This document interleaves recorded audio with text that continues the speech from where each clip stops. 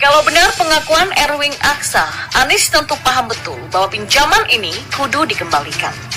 Jadi memang saya melihat ada perjanjian di mana waktu putaran pertama ya logistik juga susah. Ya yang punya logistik kan Sandi kan banyak saham, likuiditas bagus dan sebagainya. Jadi ya ada perjanjian satu lagi yang saya kira itu yang ada di Pak Rikrik itu. Apa Pak? Intinya apa? Isinya apa? Ya intinya kalau tidak salah itu perjanjian utang piutang barangkali ya. Siapa berutang, siapa yang diutangi? Ya pasti yang punya duit memberikan hutang kepada yang tidak punya duit. Jadi Pak Sandi mengutangi Pak Anies? Kira-kira begitu, karena yang punya likuiditas itu Pak Sandi. Oke. Erwin bercerita kondisi tim kampanye Anies sedang dalam keadaan sulit. Karena itulah Sandi disarankan untuk menalangi kebutuhan dengan memberi pinjaman 50 miliar rupiah. Dalam surat kesepakatan itu, pinjaman dari Sandi tidak ditegaskan harus dibayar. Yang harus dibayar adalah 42 miliar rupiah dari pihak ketiga kalau Anies Sandi kalah. Siapa pihak ketiga itu? Bisa saja Prabowo. Mungkin gara-gara itulah Anies tahu bahwa dia harus memenangkan pemilihan gubernur dengan cara apapun. Itulah yang mungkin menyebabkan Anies bersedia melakukan langkah sekotor apapun karena dia tahu kalau dia sampai kalah, dia akan kehilangan segala-galanya. Kalau kita pakai akal sehat nih, ya ini sebenarnya persoalan sederhana. Kalau ada utang ya tinggal bayar. Kalau belum sanggup bayar, tinggal minta waktu. Yang pasti jangan sampai nggak bayar, apalagi menuduh pihak yang memberi utang macam-macam. Lu yang utang, lu yang galak. Sedangkan kalau nggak ada utang ya tinggal bilang bahwa kabar tersebut keliru. Hukum di Indonesia kan sudah mengatur soal berita bohong. Kalau memang kabar itu bohong, ya polisiin aja.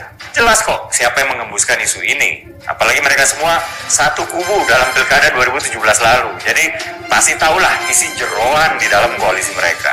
Nah, berhubung ini sudah menjadi isu publik, ya udah kita tunggu aja keterangan dari pihak pemberi dan penerima utangnya langsung. Siapakah dari kita yang pernah punya pengalaman terkait hutang yang sampai hari ini belum atau tidak terbayarkan? Kebetulan saya punya sedikitnya 3 pengalaman berkaitan dengan hutang, termasuk di dalamnya janji yang seakan tidak pernah terbayarkan. Ya, kebetulan durasinya sudah berlangsung selama bertahun-tahun, bahkan ada yang sudah lebih dari 15 tahun, sehingga mungkin orangnya sudah lupa. Tapi guess what? Tebak coba. Saya masih belum lupa sama sekali loh. Politik bersama Gerindra itu lurus. Politik yang benar, politik yang tidak pernah mau berkhianat. Dan itulah sepenggal kata dari Prabowo saat acara HUT Gerindra.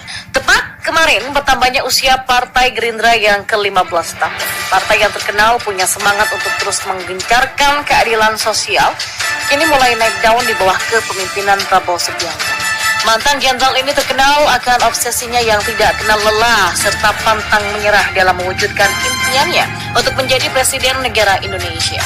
Sepak terjang politik Prabowo tentu sudah sangat kental di mata publik. Sudah 3 kali Ketua Umum Gerindra ini mencalonkan diri untuk bisa menggapai kursi presiden. Antara gigih dan terobsesi memang beda tipis. Konon katanya hal ini akan menjadi kali keempat Prabowo untuk maju pemilihan presiden di 2024 mendatang yang akan dipasangkan dengan Muhaimin Iskandar. Wow, ini benar-benar menarik. Akankah kali ini keberuntungan berlabuh kepadanya? Usaha yang dilakoni Prabowo memang sangat spektakuler. Saya kira di usia yang semakin tua akan membuat beliau mundur dan memberikan peluang kesempatan itu pada politisi lain. Ternyata enggak. Justru di setiap event pencalonan presiden, nama Prabowo selalu muncul. Yang mau bagaimana lagi? Karena negara kita adalah negara demokrasi. Maka kita harus saling menghormati keputusan yang sudah diambil setiap warga negara. Apalagi langkah serta tujuan Prabowo itu bersifat positif, harusnya didukung. Namun, lagi-lagi langkah Prabowo untuk mewujudkan mimpinya ini harus melewati perjalanan terjal. Hal itu karena anak didiknya yang selama ini dianggap setia kepada dirinya malah menusuknya dari belakang. Anak yang sudah digendong menuju kemenangan Pilgub DKI 2017 lalu, kini mulai adu kekuatan dengan bapaknya. Anies Baswedan, seorang anak yang dianggap lupa dengan jasa orang tuanya. Masih ingat tidak, kawan, tentang ucapan Anies di kanal Mata Najwa? Saya ingatkan nih kalau lupa, ya, ucapan Anies. Saya tidak ingin menjadi bagi orang yang mengkhianati Pak Prabowo. Begitu katanya.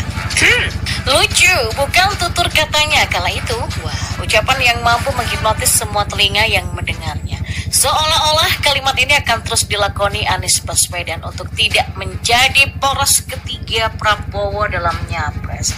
Jika teringat celotehnya Anies waktu itu membuat perut saya tergelitik, bahkan ucapan Anies itu tertuang dalam kertas hitam di atas putih, serta dibubuhi tanda tangan Prabowo, Anies dan Sandi di atas materai. Kalau seperti itu, berarti kan perjanjian itu ada bukti fisiknya ya? Seharusnya ada dong. Wong kata mantan pendampingnya, yaitu Anies Sandiaga Uno, bilang tuh kalau buktinya itu ada di tangan Fadlizon. Ini bukan kabar burung loh ya, tapi perkara ini sudah santer tersebar di semua laman media sosial, sehingga kemungkinan besar peristiwa perjanjian Anies, Sandi, dan Prabowo benar adanya. Namun sepertinya Ketua Umum Gerindra tidak mau memperpanjang masalah ini, atau mungkin dirinya sudah kecewa dengan kelakuan Anies dan berusaha bersikap sabar dan ikhlas untuk menerima kenyataan seperti itu. Kendati demikian, suatu saat apa yang sudah kita lakukan semasa hidup akan mendapat ganjaran dari Yang Maha Kuasa Tunggal. Tinggal tunggu antriannya aja. Gak selesai di sini tuh, masalah satu belum tuntas, kini si Anies ditimpa problem lagi. Apakah mungkin dia kualat ya, karena sudah mengkhianati Prabowo? Ya nggak tahu. Setahu saya sih apapun keburukan yang kita lakukan akan segera mendapatkan piwales. Kali ini mantan Gubernur DKI itu kembali menjadi sorotan media. Beritanya mencuat memenuhi laman media sosial saya. Kabar hangat ini menyinggung soal hutang capres usungan Nasdem pada mantan pasangan wakil gubernurnya yakni Sandiaga Uno. Kabarnya Sandiaga meminjamkan uangnya kepada Anies untuk memenuhi kebutuhan roda logistik supaya lancar dengan tujuan memenangkan Pilgub DKI 2017 lalu, dan hal ini diungkapkan oleh Erwin Aksa, salah satu sosok yang masuk ke dalam barisan pendukung pasangan Anies dan Sandiaga. Selain mendatangkan saksi dalam perjanjian tersebut, ternyata Sandi juga memanggil lawyer untuk menyimpan fakta itu. Nominal uang yang dipinjam Anies kisaran 50 miliar rupiah, jumlah yang luar biasa untuk rakyat jelata seperti saya. Niat benar memang si Anies ini, rela ngutang demi melancarkan hasratnya untuk menjadi pemimpin nomor 1 se-DKI Jakarta. Putaran Pilgub DKI 2017 memang berhasil membawa kemenangan untuk pasangan Anies dan Sandi. Saya kira kemenangannya waktu itu akan membuat DKI semakin baik, tapi kenyataannya tidak. Salah besar penilaian saya waktu itu. Dan memang seperti tertampar kenyataan pahit jika bayangan saya mengenai sosok Anies begitu luar biasa. Namun nyatanya tidak seperti yang saya pikirkan. Ya sudahlah, mungkin kampanyenya dulu hanya untuk menggait hati rakyat supaya memilih dia.